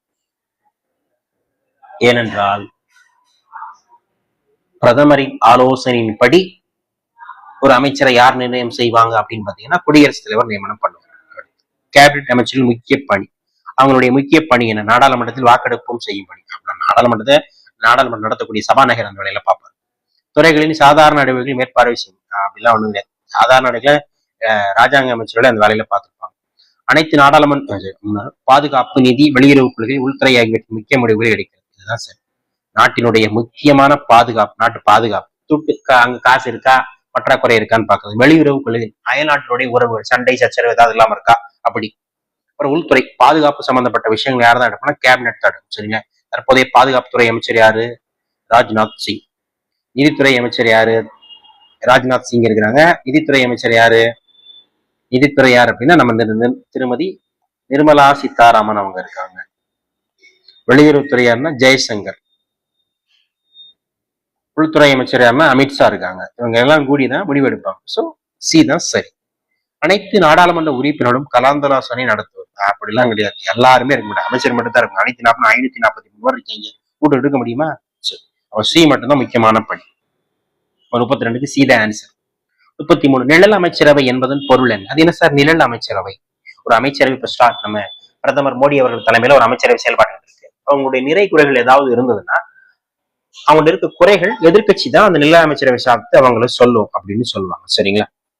பிரதமர் தலைமையிலான அதிகாரப்பூர்வ அமைச்சரவை அது கிடையாது. அதுதான் கேபினெட் இருக்கு, இப்ப கிடையாது. அடுத்து எதிர்கட்சிகள் அமைக்கும் ஒவ்வொரு துறையிலும் அரசின் நடவடிக்கைகள் கண்காணிக்கும் கூடாது. எதிர்கட்சி தான் அது என்ன அமைச்சரவை, நிழல் அமைச்சரவைன்னு போட்டிருக்கோம். நிழல் அமைச்சரவைனா எதிர்கட்சி தலைவரும் எதிர்கட்சிகள் தான் அந்த ஆளுங்கட்சி என்னென்ன தகவல், என்னென்ன சரி, என்னென்ன தவறு செய்யுது அதை சுட்டி காட்டிட்டு உங்களுடைய பணிகளுடைய நிறை குறைகள் அவங்க தான் சொல்லிக்கிட்டே இருப்பாங்க, சுட்டி காட்டுவாங்க. மாநில அரசின் துணை குழு அதெல்லாம் கிடையாது. மத்திய அரசு கட்டுக்கிட்டு எதுக்கு வரும்? மத்திய அரசின் கூட்டணி குழு, கூட்டணிலாம் ஒண்ணுமே கிடையாது, அப்படி குழுவே கிடையாது. அப்ப நில அமைச்சர் என்பதுன்னா எதிர்கட்சிகள் அமைக்கும் ஒரு அமைப்பு தான் நிழல் அமைச்சர். அடுத்து 34 பாருங்க. கேபினட் எந்த வகை அரசியலமைப்பின் சுற்று மையமாக விளங்குகிறது அப்படின்னு சொன்னவர் அப்படின்னு நிர்வாக மற்றும் சட்டமன்ற துறைகளை இணைக்கும் கருவி. நிர்வாகம் யார் பாப்பா? பிரதமர் மற்றும் பிரதமர் தலைமையில் அமைச்சரவை தான் பார்ப்போம். சரிங்க. சட்டமன்ற துறைகளை இணைக்கும் கருவி. சரிங்க. ஒவ்வொரு நாடாளுமன்றத்தில் ஒவ்வொரு விஷயங்களுமே ஒரு திட்டத்தை கொண்டு வரணும், எதை செய்யணும் எதை செய்யக்கூடாது பிரதமர் உத்தரவின்படி அந்தந்த அதிகாரிகளை ஈசதிகள் அந்த பணிகளை மேற்கொள்ளும். நிர்வாகம் மற்றும் சட்டமன்றத்துறை இணைக்கும் கருவி தான் எது? கேபினட்.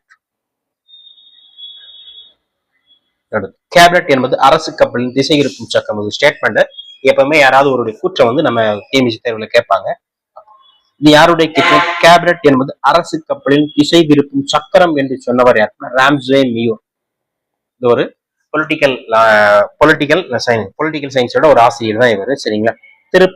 கப்பலின் திசை திருப்பு சக்கரம். கேபினட் தானே எல்லா முடிவும் எடுக்கு. அது ஒரு விஷயத்த ஓகேவா அன்ஓகேவா, சரியா தவறா, வேணுமா வேண்டாமா அப்படின்னு சொல்லக்கூடிய அதிகாரம் இல்லை. ராம்சே மியோ ஒரு கப்பலை திருப்பணும்னா, ஒரு கப்பல் அரசு கப்பலின் ஒரு கப்பலை திருப்புறம் ஒரு டேன்ல இருந்து ஒரு பக்கம் திருப்பணும் அப்படின்னு பாத்தீங்கன்னா ரொம்ப கஷ்டமா இருக்கும். ராம்சே ரொம்ப கஷ்டமா இருக்கும், ஞாபகம். அடுத்த கேள்வி 36. எப்போது அமைச்சரவை குடியரசுத் தலைவருக்கு அவசர சட்டங்களை பரிந்துரைக்கிறது அப்படின்னு கேட்பாங்க. சரிங்களா? எப்ப அப்படின்னா, அப்போ அவசர சட்டம் எந்தெந்த சூழ்நிலையில பரிந்துரைக்கப்படும் அமைச்சரவையால? நாடாளுமன்றம் நடைபெறாத போது. 4 விஷயம் இருக்கு, என்னன்னு பார்த்து. நாடாளுமன்றம் நடைபெறும் போதுன்னு கொடுத்திருக்காங்க. நடைபெறும் போது ஏன் அவசரம்? அவங்களே போட்டுருவாங்க. ஏன்னா சட்டத்தை இயற்றக்கூடிய மன்றம் என்னதான்? நாடாளுமன்றம். நாடாளுமன்றம் நடைபெறாத போது. மாநில சட்டசபை நடைபெறும் போது. தேர்தல் நடைபெறும் போது. தேர்தல் நடைபெறும்லாம் ஒண்ணும் கிடையாது. மாநில சட்டசபை கேட்டதே குடியரசுத் தலைவர், அங்க எதுக்கு மாநில வரும்? அப்போ நாடாளுமன்றம் நடைபெறாத போதுதான் என்ன முடியும்? அவசர சட்டத்தை பிறப்பிக்க முடியும். குடியரசுத் தலைவர் எந்த விதியை பயன்படுத்தி அவசர சட்டம் பெறும்னா 123 அமைச்சரவையின் ஆலோசனையின்படி குடியரசுத் தலைவர் அவசர சட்டத்தை பிறப்பிப்பார். அதுதான் சரி. சார், அமைச்சரவையின் ஆலோசனையின்றி குடியரசுத் தலைவர் அவசர சட்டத்தை பிறப்பிக்க முடியுமா? சத்தியமாக முடியாது. சரிங்களா? நாடாளுமன்ற கூட்டத்தொடர் அமலில் இல்லாத போது, ஏதேனும் முறை அமலில் இல்லாத போது. சரிங்க. அவசர சட்டத்தை யார் தான் பிறப்பிப்பா? மாநிலங்களவை பிறப்பிக்குமா? பிறப்பிக்காது. மக்களவை மட்டும்தான் பிறப்பிக்கும். சரிங்களா? லோக்சபா மட்டும்தான் பிறப்பிக்கும். 37. மத்திய தலைமை தணிக்கையாளர் சிஏஜி நாட்டின் பொது பணத்தை பாதுகாக்கிறார். பொதுப்பணத்தின் பாதுகாவலர் சிஏஜி. எப்படி நம்ம வீட்டுக்கு ஒரு கணக்குல இருக்கிற மாதிரி நாட்டுக்கும் ஒவ்வொரு நாட்டுக்கும் ஒரு கணக்குல கண்டிப்பா அவசியம். டாக்டர் பி அம்பேத்கர் அவர்கள் சிஏஜி பதவி மிக முக்கியமானது என்று கூறியார். மிக மிக முக்கியமான பதவி என்று கூறியிருப்பாரு. அரசின் தாங்கக்கூடிய அரண்களில் 4ல் 1 இதுன்னு சொல்லியிருப்பாரு. சரிங்களா? ரொம்ப ரொம்ப தேவை அப்படின்னு சொல்லியிருப்பாரு. ரெண்டுமே சரிதான். சரிங்களா? 37. கூற்று மற்றும் காரணம் இரண்டும் சரி. எந்த விஷயத்துல இருக்கு? கூற்று மற்றும் காரணம் என்ன? எந்த ஆப்ஷன்ல இருக்கு? 2வது ஆப்ஷன்ல இருக்கு. கூற்று மற்றும் காரணம் இரண்டும் சரி அப்படின்னு இருக்கு. அடுத்து பாருங்க. இந்தியாவின் முதல் கணக்கு மற்றும் தணிக்கையாளர் யாருங்க? இந்தியாவில முதலாக சுதந்திரம் பெற்ற பிறகு, சுதந்திரம் பெற்றாருன்னு தெரிஞ்சிருக்கணும், அதை சொல்லணும். இந்தியாவிலே அது கொடுத்து ஆங்கிலேயர் நடத்தணும் சுதந்திரம் போது. பி நரஹரிராவ். யாரு அப்படின்னு பாத்தீங்கன்னா பி நரஹரிராவ். கணக்கு சரியா பார்க்கணும்னு என்ன செஞ்சிடும்? நாரிரம். குழப்ப நாரிரம். பி நரஹரிராவ். சரி. எட்வர்ட் ரூட்மெண்ட் யார் அப்படின்னா ஆங்கிலேய ஆட்சியின் போது முதல் தணிக்கையாளர் அப்படின்னா எட்வர்ட் ரூட்மெண்ட். கிரீஸ் சந்திரமூர் யாரு அப்படின்னு பாத்தீங்கன்னா இப்ப தற்போதைய தலைவர் கே சஞ்சய் மூர்த்தி இருக்கார். சரிங்களா? அது கவுண்டிங் மட்டும் தெரியல. சஞ்சய் மூர்த்தி இருக்கு. அவருக்கு முன்னாடி யாரு அப்படின்னா கிரீஸ் சந்திரமுர்மு இருந்தாங்க. சரிங்களா? முதல் தலைவர் யார் அப்படின்னு பாத்தீங்கன்னா பி நரஹரிராவ், சுதந்திர இந்தியாவின். அடுத்து 39. கூற்று காரண கொஸ்டின். இந்திய நாடாளுமன்றம் குடியரசுத் தலைவர் மற்றும் 2 அவைகளை கொண்டுள்ளது. ஒரு ஸ்டேட்மெண்ட் கொடுத்திருக்காங்க. சரியா? சரிதான். ஆர்டிகிள் 79 என்ன சொல்லுது அப்படின்னு பாத்தீங்கன்னா, நாடாளுமன்றம் என்பது குடியரசுத் தலைவர் மற்றும் மக்களவை மற்றும் மாநிலங்களவை மூன்று குடியரசுத் தலைவர், மக்களவை, மாநிலங்களவை மூன்று முன்னடக்கியதான் நாடாளுமன்றம் அப்படின்னு சொல்லக்கூடிய பிரிவு 79 சரிதான். 89வது பிரிவு பாராளுமன்றத்தின் கட்டமைப்பை விளக்குகிறது. சரிங்களா? பாராளுமன்ற கட்டமைப்பு தான் 79. என்ன அவன் என்ன கொடுத்துருக்காங்க 89 கொடுத்துருக்காங்க. சோ தவறு. 89 எது சொல்லணும் அப்படின்னா நம்ம துணை குடியரசுத் தலைவர் பத்தி சொல்லணும். சோ தவறு. இப்போ 79 இருந்தா இந்த ஸ்டேட்மெண்ட் சரி. பிரிவு பாராளுமன்றத்தின் கட்டமைப்பை விளக்கிறது அப்படின்னா 79. 89 கொடுத்துருக்காங்க. சோ தவறு. கூற்று சரி, காரணம் தவறு. எங்க இருக்கு? ஆப்ஷன் சில இருக்கு. 39க்கு சி தான் ஆன்சர். அடுத்து 40 கூற்று காரணம் கொஸ்டின். இந்திய குடியரசுத் தலைவர் நாடாளுமன்றத்தின் ஒருங்கிணைந்த பகுதியாக இருக்கிறார். மேலதான் பார்த்தோம். ஆமா, ஒருங்கிணைந்த பகுதியா தான் இருக்கிறாரு. ஆர்டிகல் 79 அது சொல்லுது. குடியரசுத் தலைவர் மக்களவை மாநிலங்களை உள்ளடக்கியதுதான். சட்ட மசோதாவை குடியரசுத் தலைவர் ஒப்புதலின் இல்லாமல் நிறைவேற்ற முடியாது.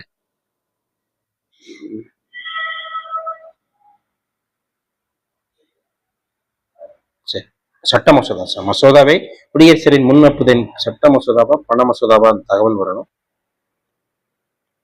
பண மசோதா, நிதி மசோதா, சரிங்க, அந்த தகவல் வரணும். சட்ட மசோதா கொடுத்துருவோம். மசோதாவை குடியரசுத் தலைவர் சட்ட மசோதா தகவல் முக்கியமான மொத்தம் சட்டம் அல்லது பணம், நிதி அந்த வார்த்தை கொடுத்துருக்கணும். யார் இல்லாம அவர் ஒப்புதல் இல்லாம கண்டிப்பா நிச்சயம் நிறைவேற்ற முடியாது. சரிங்களா? அப்ப கூற்று மற்றும் காரணம் இரண்டும் சரி, குற்றை சரியாக விளக்குகிறதுன்னு சரி. அதோட ஒப்புதல் இல்லாம எந்த மசோதா நம்ம கொண்டு வர முடியாது. 41 கூட்டுக்கூட்டம் ராஜ்யசபா தலைவர் தலைமையில் நடைபெறும் போட்டிருக்காங்கல்ல. கண்டிப்பா நடைபெறாது. கூட்டுக்கூட்டம் பற்றி சொல்லக்கூடிய பிரிவு எத்தனை? 108. கூட்டுக்கூட்டம் எப்ப கூடும்னா மக்களவை மற்றும் மாநிலங்களவையில் ஒரு சட்டத்தை நிறைவேற்றும் போது அவங்க ஏத்துக்கிட்டு மக்களவையில் ஏத்துறாங்க, மாநிலங்களவையில் நிறைவேற்ற முடியல, அல்லது மாநிலங்கள் நிறைவேற்றாங்க, மக்களவையில் தோற்கடிக்கும். சரி, ரெண்டு பக்கம் இழுபறி வரும்போது இந்த பேர்த்தையும் கூட்டி அந்த மசோதா கண்டிப்பா நிறைவேற்றுக்காக கொண்டு வரப்படுதான் கூட்டுக்கூட்டம். சரிங்களா? கூட்டுக்கூட்டத்தை கூட்டுபவர் யார் அப்படின்னா குடியரசுத் தலைவர். தலைமை தாங்குவார்னா சபாநாயகர். யாரு? மக்களவை சபாநாயகர் தான் தலைமை தாங்குவார். இங்க என்ன போட்டிருக்காங்க? ராஜ்யசபா தலைவர் தலைமையில் நடைபெறும். ராஜ்யசபா தலைவர் யாரு? துணை குடியரசு. சத்தியமா அவர் வரமாட்டார். கண்டிப்பா யாருடைய தலைமையில நடைபெறாது கூட்டுக்கூட்டம். ராஜ்யசபா தலைவர்னா துணை குடியரசுத் தலைவர்னு நடைபெறாது. அப்போ யாருடைய தலைமையில நடைபெறும் அப்படின்னு பாத்தீங்கன்னா சபாநாயகர் இல்லைனாக்கா துணை சபாநாயகர், அவரும் இல்லைனாக்கா ராஜ்யசபாவின் துணைத் தலைவர் தலைமையில நடைபெறுமே தவிர ராஜ்யசபாவின் தலைவரின் தலைமையில் நடைபெறாது. ஏன் நடைபெறாது அப்படின்னா அவர் துணை குடியரசுத் தலைவராக இருப்பார். சோ அவருடைய தலைமையில் நடைபெறாது. கூட்டத்தை கூட்டுபவர் யாரு? குடியரசுத் தலைவர். தலைமை தாங்குவோர் யாரு? சபாநாயகர். லோக்சபா சபாநாயகர் இல்லாத நேரத்தில் மட்டுமே கூட்டுக்கூட்டம் நடக்கிறது. இந்த தகவல் தப்பு. சரிங்களா? அவர் தான் கண்டிப்பா கூட்டத்தை கூட்டுவார். சோ இதுவும் தவறு தான். கூற்றும் காரணமும் தவறு. சரிங்களா?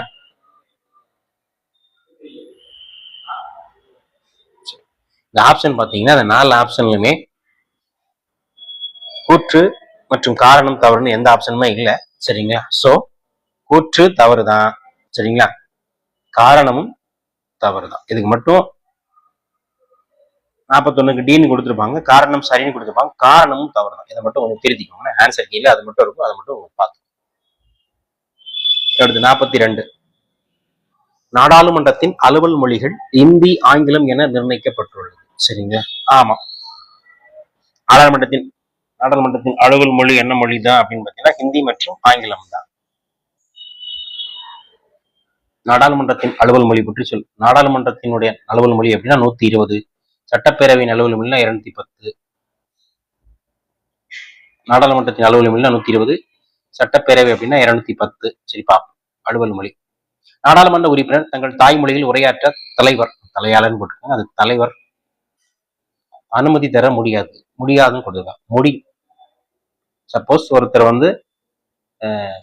ஒரு மீட்டிங்ல பேசுறாரு அப்படின்னு பாத்தீங்கன்னா, நாடாளுமன்றத்துல பேசுறாரு அப்படின்னா சப்போஸ் அவர் ஹிந்தியும் ஆங்கிலமும் தெரியவில்லை என்றால் அவருடைய தன்னுடைய தாய்மொழியிலே பேசலாம். அதுக்கு உரிமை உண்டு. முடியாதுன்னு கொடுத்துருக்கோம். சோ தவறு. நாடாளுமன்றத்தின் அலுவல் மட்டும் பழிப்பட்டு சொல்லக்கூடிய பிரிவு எப்படின்னா 120. யார் அந்த அதிகாரத்தை கொடுப்பானா? சபாநாயகர் நீங்க பேசலாம்னு அதிகாரத்தை கொடுப்பாரு. சோ கூற்று சரி, காரணம் தவறு. எந்த ஆப்ஷன்ல இருக்கு? 42ல சி தான் சரி. அடுத்து 43 பாருங்க. பின் வருவனவற்றில் எது எவை சரியான மற்றும் தவறான கூற்று இருக்குன்னு பாருங்க. மாநிலங்களவை உருவாக்கப்பட்ட ஆண்டு, சரிங்களா? மாநிலங்களை உருவாக்கப்பட்ட ஆண்டு 1952 ஏப்ரல் 3. சரிதான், ஏப்ரல் 3 தான் முதலாக நம்ம பொது தேர்தல் நடைபெற்ற பிறகு அந்த விஷயத்த கொண்டு மாநிலங்களவை, அதாவது ராஜ்யசபா. சரி, இரண்டாவது தகவல் பாருங்க. 12 உறுப்பினர் மறைமுக தேர்தல் மூலம் தேர்ந்தெடுக்கப்படுகின்றார்கள் மாநிலங்களவைக்கு அப்படின்னா, சரிங்களா? மறைமுக 12 பேர் மறைமுக தேர்தல் கிடையாது, நியமனம்.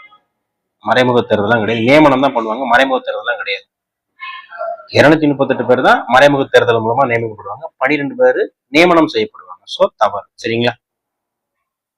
டாக்டர் ராஜேந்திர பிரசாத், மன்னிக்கும், டாக்டர் மகேந்திர பிரசாத் 7 முறை மாநிலங்களவை உறுப்பினராக உள்ளார். 7 வட்டம் 7 ஒரு மாநிலங்களவையோட பதவிக்காலம் 42 வருஷம் இருந்திருப்பார் கிட்டத்தட்ட பாத்தீங்கன்னா. சோ 2 தவறு, 1 3 சரி. எந்த ஆப்ஷன்ல இருக்கு? ஏல தான் அப்படி இருக்கு. அப்போ 43க்கு ஏ தான் சரி. 44 பாருங்க. பின் வருவனவற்றில் எது எவை சரியான தவறான கூற்று அப்படின்னு கொடுத்துருக்கோம். ஒரு 3 தகவல் கொடுத்துருக்கோம், எது சரி தவறுன்னு பார்ப்போம். மாநிலங்களவை உறுப்பினர்கள் மறைமுக தேர்தல் மூலம் தேர்ந்தெடுக்கப்படுகின்றனர். ஆமா, மாநிலங்களவை பற்றி சொல்லக்கூடிய பிரிவு 80. மாநிலங்களவை எத்தனை உறுப்பினர்களை உள்ளடக்கியது? 250 உறுப்பினர்களை உள்ளடக்கியது மாநிலங்களவை. தற்போது செயல்பாட்டுல 245 இருக்கு. இல்ல 238 மறைமுக தேர்தல் மூலமாகவும் 12 பேர் நியமன முறையிலும் தேர்ந்தெடுக்கப்படுவாங்க. இதுதான் மாநிலங்களவை. தெரிஞ்சு வச்சுக்கிறோம். மாநிலங்களவை பற்றி சொல்லக்கூடிய பகுதி 5ல வரும். தமிழகம் மாநிலங்களவை 18 உறுப்பினர்களை கொண்டுள்ளது. சரிதான். நம்மளுக்கு எத்தனை பேர் இருக்கு? 18 பேர் இருப்பாங்க. ஒவ்வொரு மாநிலத்துக்கும் இவ்வளவுதான் மாநிலங்களவை உறுப்பினர் சொல்லக்கூடிய அட்டவணை. எத்தனாவது அட்டவணை சொல்லுவோம் அப்படின்னா 4வது அட்டவணை சொல்லுவோம். தமிழகம் மக்களவையில் 50 உறுப்பினர்களை கொண்டுள்ளது. தவறான விஷயம். மக்களவை உறுப்பினர் தமிழ்நாட்டுக்கு எத்தனை பேருன்னா 39. மொத்தம் எத்தனை பேர் அப்படின்னா மக்களவை மொத்தம் 552 பேர் இருக்கலாம். தற்போது செயல்பாட்டுல எத்தனை தான் இருக்குன்னு அப்படின்னா 543 தான் இருக்கு. அந்த 543 தமிழ்நாட்டுக்கு எத்தனைன்னா 39. சோ 1 2 சரி, 3 தவறு. அப்ப 1 2 சரி, 3 தவறுன்னு எந்த ஆப்ஷன்ல இருக்கு? 44ல 44ல ஏல தான் அந்த தகவல் இருக்கு. சரிங்களா? அப்போ நம்ம ஒரு தகவல் தெரிஞ்சு வச்சுக்கணும். தமிழ்நாடு 234 சட்டமன்ற உறுப்பினர்களையும் 18 மாநிலங்களவை உறுப்பினர்களையும் 39 மக்களவை உறுப்பினர்களையும் கொண்டதுதான் தமிழ்நாடு. சரி, இந்த தகவல் தெரிஞ்சு வச்சுக்கணும். ரொம்ப ரொம்ப முக்கியமான தகவல். அடுத்து 45வது கேள்வி. பின்வருவனவற்றில் எது எவை சரியான மற்றும் தவறான கூற்று? இது ஒரு 3 தகவல் கொடுத்திருக்காங்க. எது சரி தவறு கேட்பாங்க, பார்க்கலாம். சாதாரண முன்வரைவு எந்த உறுப்பினராலும் மக்களவையிலும் மாநிலங்களையும் அறிமுகப்படுத்தப்படலாம். சரிதான். சாதாரண மசோதா யார் வேணாலும் கொண்டு வரலாம். மக்களவையோ மாநிலங்களவையோ யார் வேணாலும் கொண்டு வரலாம். இது சரிதான். நிதி சட்ட முன்வரைவு எப்போதும் மாநிலங்களே நிறைவேற்றப்பட வேண்டும். முற்றிலும் தவறானது. நிதி மசோதாவை எங்க மட்டும்தான் கொண்டு வர முடியும்? மக்களவையில மட்டும்தான் கொண்டு வர முடியும். பணம் சம்பந்தப்பட்ட நிதி மசோதா பற்றி சொல்லக்கூடிய பிரிவு 117. சாதாரண முன்வரைவு குடியரசுத் தலைவரின் பரிந்துரையில் மட்டுமே அறிமுகப்படுத்தப்படலாம். சரிங்களா? சாதாரண முன்வரைவுக்கு குடியரசுத் தலைவரின் பரிந்துரை தேவையில்லை. சார், அப்ப எந்த மசோதாவுக்கு தான் சார் தேவை? பண மற்றும் நிதி மசோதாவுக்கு தேவை. அதாவது 110 மற்றும் 117 மசோதாக்களுக்கு அல்லது அவசர சட்டம் சொல்லப்பட்ட மசோதாக்களுக்கு அவருடைய முன் அனுமதி தேவை. சோ அப்போ 1 சரி, 2 3 தவறு. எங்க இருக்கு? 1 சரி, 2 3 தவறு எங்கதான் இருக்கு? 45 ஏல தான் இருக்கு. இப்ப 45க்கு ஏதே ஆன்சர். 46 பாருங்க. மக்களவையின் நிதி மசோதா தீர்மானிப்பதில் சபாநாயகர் முடிவே இறுதியானது. ஆமா, பண மசோதாவா சாதாரண மசோதா சொல்லக்கூடிய அதிகாரம் யாருக்கு மட்டும்தான் உண்டு? சபாநாயகர் தான் உண்டு. 110. சபாநாயகர் மக்களவையின் தலைவர் மற்றும் முதன்மை செய்தி தொடர்பாளராகவும் உள்ளார். ஆமா, மக்களவையில முதன்மையான தலைவரும் மற்றும் முதன்மையான செய்தி தொடர்பாளரும் யாருதான் அப்படின்னு பார்த்தீங்கன்னா சபாநாயகர் தான். கூற்று மற்றும் காரணம் சரி, காரணம் என்றும் சரியான குற்றை விளக்குகிறது. ரெண்டுமே சரிதான். ஆனா நாட்டின் முக்கியமான செய்தி தொடர்பாளர் யாரு அப்படின்னா பிரதமர். டக்குன்னு போட்டு குடியரசுத் தலைவரா அல்லது வெளியுறவுத்துறை அமைச்சரா போட்டாங்க. நாடாளுமன்றத்தின் முக்கியமான செய்தி தொடர்பாளர் யார் அப்படின்னா நாடாளுமன்றத்தை நடத்தக்கூடிய மக்களவையை நடத்தக்கூடிய சபாநாயகர். நாட்டின் முக்கியமான செய்தி தொடர்பாளர் யார் அப்படின்னு பாத்தீங்கன்னாக்கா பிரதமர். இது ஒரு மாநிலத்துல அப்படின்னு கேட்டீங்கன்னா மாநில முதலமைச்சர். அடுத்து 47. பட்ஜெட் அல்லது வருடாந்திர நிதிநிலை அறிக்கை இந்திய அரசியலமைப்பின் பிரிவு 112 குறிப்பிடப்பட்டுள்ளது. ஆமா, பட்ஜெட் பற்றி சொல்லக்கூடிய பிரிவு 112.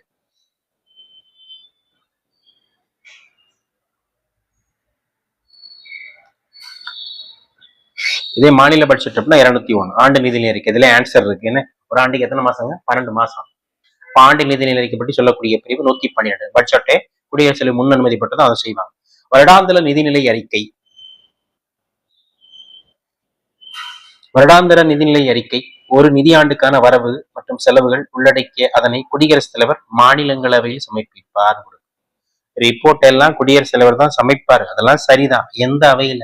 மக்களவையில, அதாவது லோக்சபால, மாநிலங்களவை கொடுத்துருக்காங்க. சோ தவறு. கூற்று சரி, காரணம் தவறு. அப்ப எந்த ஆன்சர்? 47க்கு சி. இந்த இடத்துல மாநிலங்கள் வந்தா சரி. அப்புறம் 48, இந்தியாவின் தலைமை கணக்கு மற்றும் தணிக்கை அதிகாரி கீழ்கண்ட கணக்கில் தணிக்கை செய்யவும் பொறுப்பில் உள்ளது. எந்தெந்த வேலையெல்லாம் பார்ப்பாங்க? கணக்குல எந்தெந்த வேலையை பார்ப்பாங்க, பார்க்க மாட்டாங்க. சிஏஜி. தற்போதைய சிஏஜி யார் அப்படின்னு பாத்தீங்கன்னா சஞ்சய் மூர்த்தி. அவர் பற்றி சொல்லக்கூடிய பதவி ஆர்டிகல் 148. கோல்டன் கொஸ்டின் நிறைய வாட்டி கேட்டுக்கிறாங்க. 48, மத்திய அரசாங்கத்தின் கணக்கு பார்ப்பாரா? வேலையா அந்த வேலை தான், அதான் பார்ப்பாரு. மாநில அரசாங்கத்தில் அந்த கணக்குல அவர் தான் பார்ப்பாரு. யூனியன் பிரதேசங்களுக்கு அவர் தான் பார்ப்பாரு. நகர்ப்புற, கிராமப்புற மற்றும் உள்ளாட்சி அமைப்புகளுக்கும் அவர் தான் ஆடிட்டிங் பார்ப்பாரு அப்படின்னு கொடுத்திருக்காங்க. அது தவறு. சரிங்களா? நகர்ப்புற மற்றும் உள்ளாட்சி அமைப்புன்னா மாநில அரசால் நியமிக்கப்படக்கூடிய ஒரு தணிக்கை அதிகாரி தான் அவங்கள பார்ப்பாரு. சரிங்களா? இப்ப பஞ்சாயத்துல பாத்தீங்க அப்படின்னு பாத்தீங்கன்னா 243 ஜே அப்படின்னு போடுவாங்க. சரிங்களா? இங்க இஷட் அப்படின்னு இருக்கும். சரிங்களா? அவங்க தான் தணிக்கை அதிகாரிகளாக நகர்ப்புறம் மற்றும் கிராமப்புறத்துல அந்த பணிகளை செய்வாங்க. சரிங்களா? சோ 1, 3 சரி. என்ன கொடுத்துருக்காங்க? யாருன்னு கேட்டுருங்க. சரியானது எதுன்னு கேட்டிருக்காங்க. 1, 3 சரி, 4 தவறு. 1, 3 சரி எந்த ஆப்ஷன் தான் இருக்கு? 48 ஏல தான் இருக்கு. அடுத்து 49 ஒரு 4 விதி கொடுத்துட்டு என்னதுன்னு கேட்டிருக்காங்க. சரிங்களா? பின் வருவனவற்றுள் எந்த வாக்கியம் தவறாக இணைக்கப்பட்டுள்ளது? எது தவறு? 4 தகவல் கொடுத்திருக்காங்க. அதுல எது தவறுன்னு கேட்காங்கன்னா பார்ப்போம். விதி 53, ஜனாதிபதி நிர்வாக அதிகாரம் பற்றி கூறுகிறது. 53 சரிதான். ஜனாதிபதி தேர்ந்தெடுக்கப்படும் முறை பற்றி கூறுகிறது. மறைமுக தேர்தல் மூலமா தேர்ந்தெடுக்கப்படுகிறார். 54 சரிதான். 4 பக்கம் திசை இருக்கும். சரிங்களா? மாதிரி 4 பக்கத்து உள்ளத்தையும் 4 பக்கம் உள்ள ஒரு ஓட்டு போட்டு தேர்ந்தெடுப்போம். ஞாபகம் வச்சுக்கலாம். 54. 53 எப்படி ஞாபகம் வச்சுக்கலாம்? நிர்வாக அதிகாரம்னு 3 அதிகாரங்கள் இருக்கும். சட்டமன்றம், நிர்வாகம், நீதித்துறை அதிகாரங்கள் இருக்கும். 3 அதிகாரம் அவர் எல்லா அதிகாரமும் தான் வச்சிருப்பாங்க. ஜனாதிபதிக்கான தகுதிகள் பற்றி 55 தகுதிகள் பற்றி கிடையாது. தகுதிகள் பற்றி சொல்லக்கூடிய பிரிவு ஏற்கனவே நம்ம பார்த்துட்டோம். 58 குடியரசுத் தலைவருக்கான தகுதிகள் பற்றி சொல்லக்கூடிய பிரிவுனா 58. 55 கொடுத்துருக்காங்க. சோ தவறு. 55 என்ன சார் சொல்லுது அப்படின்னா தேர்தல் முறைகள். எந்தெந்த முறைகள்ல? மறைமுக தேர்தல் முறைகளை பற்றி சொல்லக்கூடிய 55. சோ தவறு. 56 ஜனாதிபதியின் பதவிக்காலம் மற்றும் பதவிகளை பற்றி கூறக்கூடியது அப்படின்னா 56 தான். சரிங்களா? அவருடைய பதவிக்காலம் எத்தனை? 5 ஆண்டுகள். பதவிக்காலம் பற்றி சொல்லக்கூடிய பிரிவு 56. அவருக்கு யார் பதவி பிரமாணம் செய்து வைப்போம்னா உச்ச நீதிமன்ற தலைமை நீதிபதி அவருக்கு பதவி பிரமாணம் செய்து வைப்பார். சரி, தற்போதைய குடியரசுத் தலைவர் யாரு?